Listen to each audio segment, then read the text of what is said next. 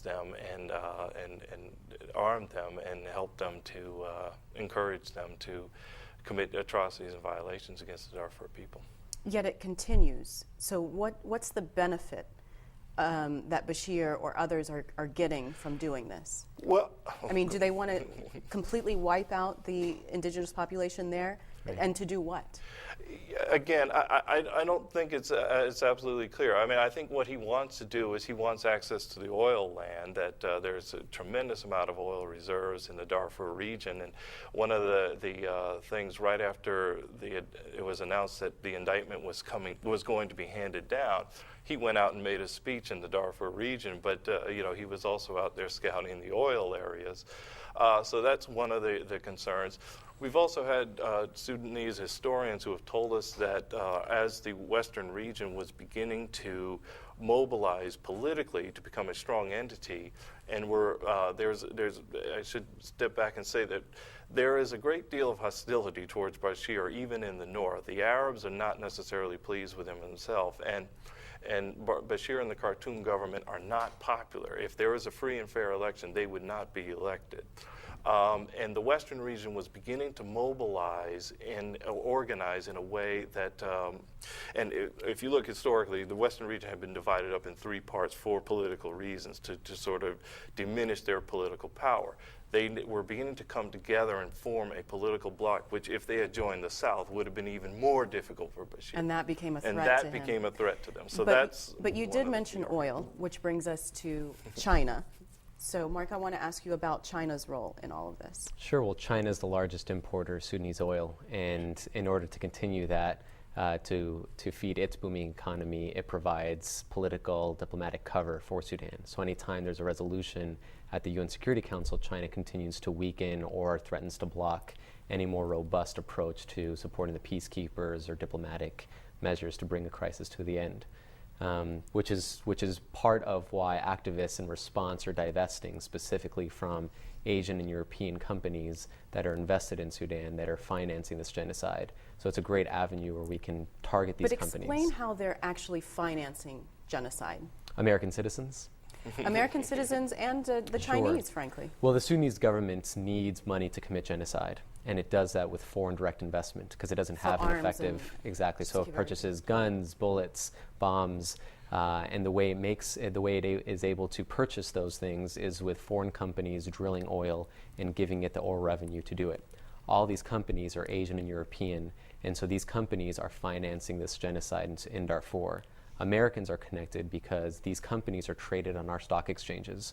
So whether it's through our personal portfolios, our mutual funds, our state, city, federal pension systems, we all hold stocks, millions of dollars of stocks in these companies. So we are indirectly financing this genocide. And the amazing thing is that people are changing that. People are divesting. We've had over 60 colleges and universities divest. We've had both presidential and vice presidential candidates divest. We had Warren Buffett, Cindy McCain.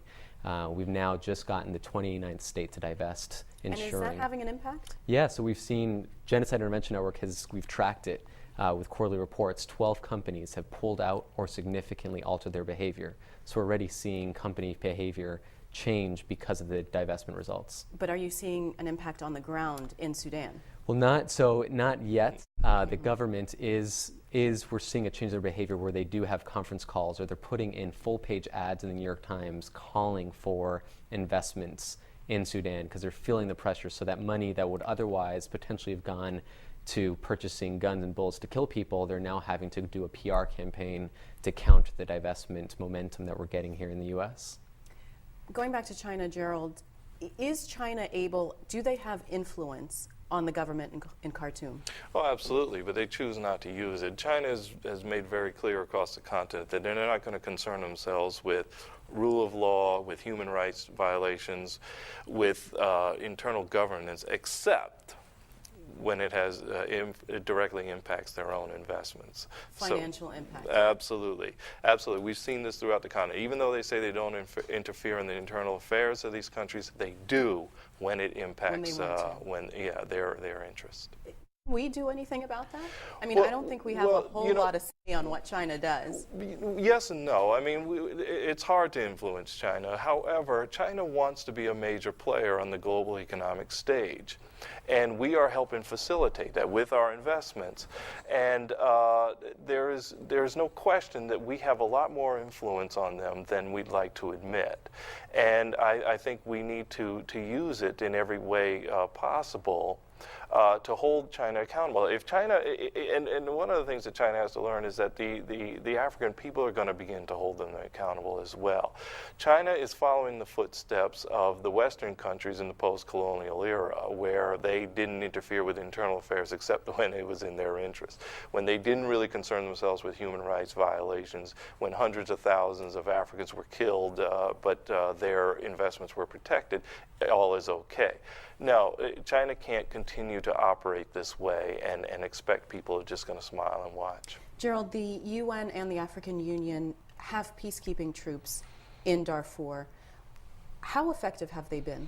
Well, they've been extremely undermanned, and they simply have not been able to accomplish what the protection of the Darfuri people that we're looking for. There's supposed to be 26,000 troops there. At last count, there were 11,000, and they are under-resourced. They don't have the military equipment to be able to protect and defend. They're they've by and large been ineffective. What do they need to do to become effective? Is it just a matter of more troops? There needs to be a greater commitment by the international community to shoring up and supporting them. We need more troops in there. We need more resources. They need more money. They need more logistical support. They need everything that you could possibly get in order to protect people. I mean, what we've got to do with these peacekeeping forces is really get serious. We can't just put them out there and then without a serious mandate and without support and ask them to defend people in a very, very difficult environment, difficult terrain, difficult in areas where it's hard to recognize who's your friend and who's the enemy. We have to be far more concrete and sophisticated with our peacekeeping, and we have to hold them accountable too for what their responsibilities. But so far, this has been a very piecemeal effort at peacekeeping. It's been half-hearted, and it's been implemented in a half-hearted way. Mark, I want to move to U.S. policy in Darfur. What has it been, and how would you like to see it changed? Sure. So I think U.S. policy has been far more than any other country. We've called it a genocide. We're the largest donor for peacekeeping and humanitarian aid. We've been the ones that have been pushing the most on diplomatic fronts. However, this is not enough to get an end to this genocide. So we've been managing the crisis instead of ending it. So that's the shift that we want to see. We want to see three things: a focus on protection. So get the mandate, get enough boots on the ground, make sure that they have the right resources. We want to see the second thing is peacemaking. We need to have a peace surge. We need to make sure that our new special envoy for Sudan that President Obama just nominated. This is Scott Gration. Gration. Yeah, former Air Force general, that he has all the necessary resources and staff to bring about a peace agreement, a ceasefire, get the rebels on the same page, and then get them to negotiate effectively with the government. And the last thing we need is punishment. We need to hold those people accountable. So when they think about committing more atrocities, or others who are looking at them, when they think about committing atrocities, know that there's going to be accountability, that we need to end the culture of impunity. Well, so the first two things is a matter of money and resources. Mm-hmm. We can handle that. And focus. Peacemaking certainly requires focus. But when you say punishment, what are we able to do? So the U.S., for example, and this happened also with China, it wasn't just the oil, it was when they were put on the spot, the British introduced a resolution to give the International Criminal Court jurisdiction to investigate those crimes in Darfur.